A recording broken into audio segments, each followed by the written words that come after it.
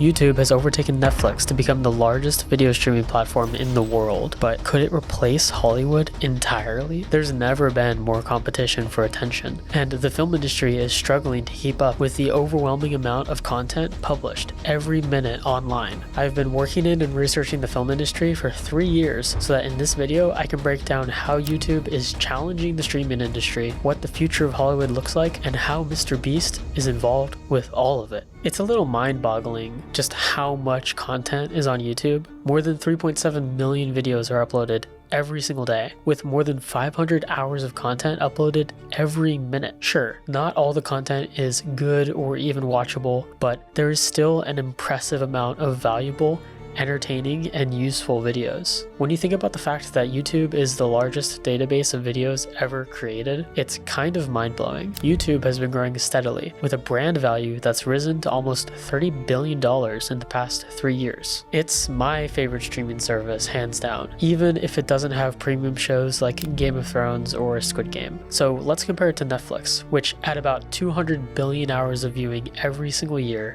is the largest of the Hollywood streaming services. They spend about $15 billion a year on content, releasing 700 original TV shows and movies a year, as well as licensing popular shows like Suits and tons of movies. Netflix has a truly global presence, with shows being made and distributed across the world. But even in the US, they are the dominant player in streaming. So how is it possible that YouTube could replace Netflix? To answer that, we'll have to dive into the streaming wars and how it has left Hollywood a shell of its former self. It all started with Disney Plus and HBO Max, the first streaming services created by legacy Hollywood studios, besides the Hulu arrangement. Soon, every studio except for Sony had a streaming service, but they were all too late. For years, they saw the rise of Netflix and did nothing. In fact, in the 2000s, HBO had the opportunity to buy Netflix, but turned it down. No one saw the potential of streaming at the time. See, Netflix was a tech company, through and through, that got into the content game after they created a service that it turns out people were hungry for. In the early days of Netflix, every studio was eager to license their content to the platform, excited to make a quick buck, not knowing that they were funding their own demise. This content library gave Netflix time to develop an algorithm and an interface that was smooth and intuitive. They started to understand their customers and created a complex software system that supported global video distribution, all while recommending exactly what their viewers would want to watch. Their first original show, House of Cards, was made for more money than anyone had ever put into a TV show, and was a massive hit, drawing more subscribers. They had cracked the code on streaming and began to double down on creating original programming. So began the streaming wars, with Hulu, HBO Max, Disney Plus, Prime Video, Apple TV Plus, Paramount Plus, Peacock, and Netflix, all competing for more subscribers, more eyeballs, more attention. A ludicrous amount of money was poured into making TV shows, each seemingly more expensive than the last. Movies were created that would never see theaters. They would live forever on streaming services. It's a bit absurd, honestly, the amount of content that was created during this time, a lot of which no one asked for or even wanted to watch. All of this was fueled by an era of cheap money and low interest rates, when investors were happy to pour billions into what they thought would be the future of entertainment. And so these companies all incurred massive losses, with the goal of capturing market share. Profitability was the last thing on anybody's mind. These companies spent billions and billions of dollars to launch new services and take on Netflix, and they tried to condense, 15 years of Netflix's streaming service into 3 to 5. This all continued well into the pandemic, which actually saw a rise in subscriptions since people spent so much time at home. But everything changed in 2022 when Netflix saw its first ever decrease in subscriber count. It was a real turning point for Hollywood.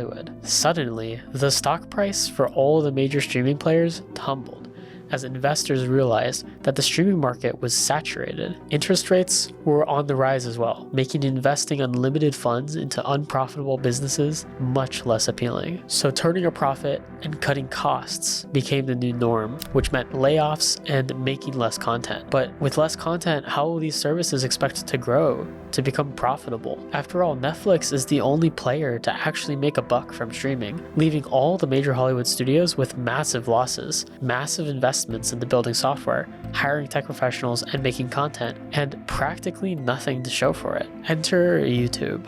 While all the Hollywood studios have been struggling, first with an unprofitable streaming industry, then with the strikes in 2023, and now with less people going to theaters than ever before, YouTube has been secretly on the rise. To put it into context, YouTube has paid out $70 billion to creators over the past 3 years and is dominating the advertising space. A huge factor in what makes YouTube compelling is that they don't have to pay for their content. It's all user generated. The creator economy is here to stay, and in fact, Goldman Sachs thinks that it will double to $500 billion into 3 years, with YouTube being a massive chunk of that. Not only is YouTube the largest collection of videos ever assembled, it's also the world's second largest search engine behind Google, with over 2.7 billion monthly users. And one of the reasons YouTube is so powerful is that people don't just come to the platform for entertainment.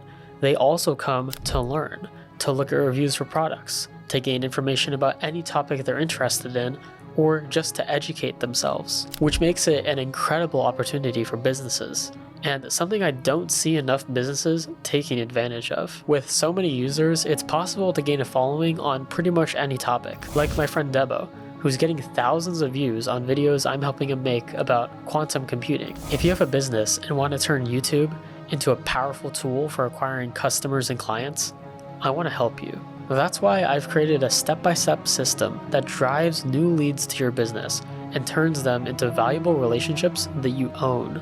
It includes everything from workflows for scripting, recording, and editing content, scorecards to keep track of your key performance indicators, and even the simple tool that all the top YouTubers are using to come up with viral ideas. And I'm giving it away completely for free.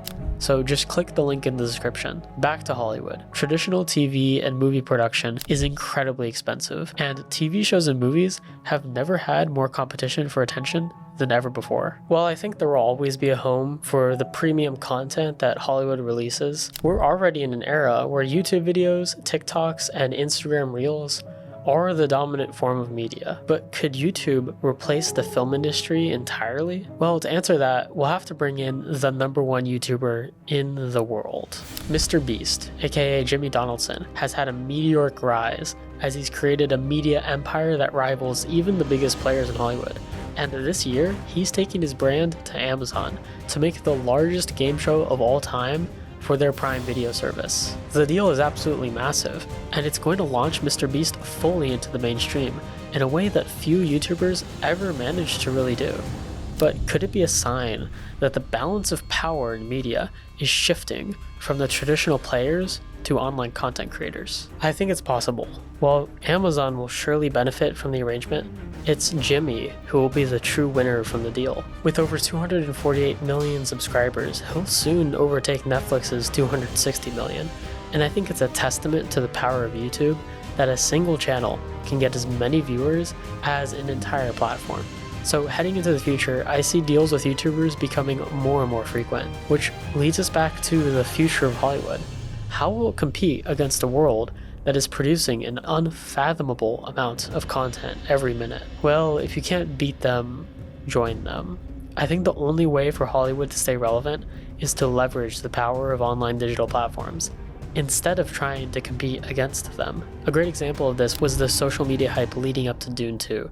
It was almost impossible not to see a post featuring Zendaya, Timothée Chalamet, or Austin Butler. Heading into the future, I think we're going to see a lot more Hollywood projects take advantage of digital media platforms, as well as start to partner with YouTubers who have large followings. But regardless, Hollywood will remain in a precarious situation as long as consumers remain frugal when it comes to streaming services and going to the movies.